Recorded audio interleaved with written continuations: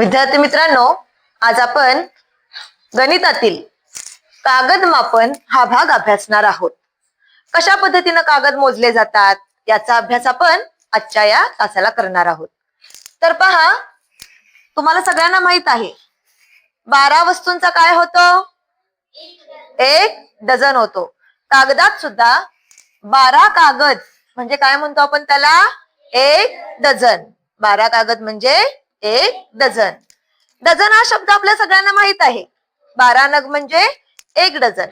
पण कागद मापन या प्रकारात आपल्याला आणखीन वेगळे शब्द ऐकायला मिळणार आहेत. ते म्हणजे सगळे म्हणा, दस्ता, ग्रोस, रीम.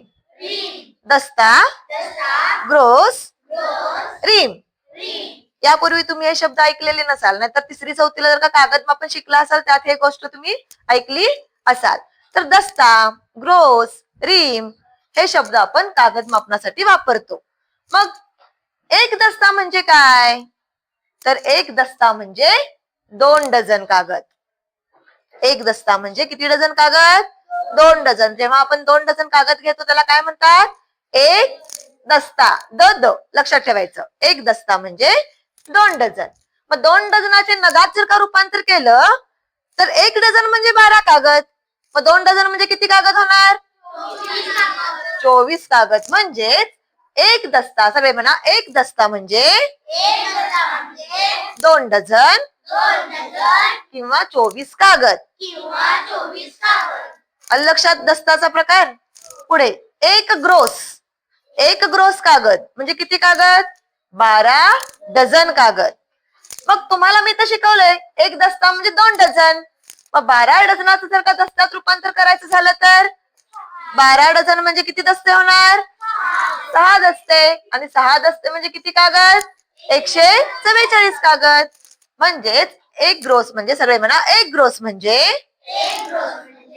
12 डझन किंवा 6 दस्ते किंवा 144 कागद. आता 1 रीम. 1 रीम म्हणजे 40 डझन कागद. 1 रीम म्हणजे किती कागद?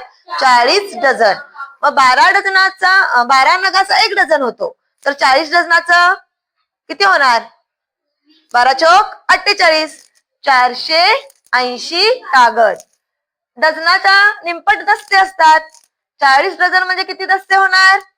20 दस्ते. म्हणजेच 1 रीमचं आपण मापन कसं सांगू शकतो? सगळे म्हणा, 1 रीम बरोबर 40 डझन 20 दस्ते 480 कागद. आता यावर आधारित गणित कशी विचारली जातात ते आपण पुढच्या तासाला पाहू. हे लक्षात आले सगळ्यांच्या? ओके. आता ह्या कागद मापनातील डझनाचे 1.25 डझन, पाव डझन, अर्धा डझन किंवा रीमचे 1.25 रीम, पाव रीम हे बाकीचे भाग कसे पडतात हे आपण पुढच्या तासाला अभ्यासू.